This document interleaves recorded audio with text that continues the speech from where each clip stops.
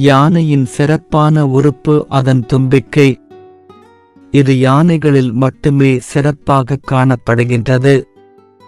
ஒரு சில விலங்குகளிலே முன் மூக்கு பகுதி சற்று நீண்டு இருந்தாலும் நெடுமூக்கு குரங்கு போல் தும்பிக்கை போலும் நீண்ட உறுப்புடைய விலங்குகள் இல்லை.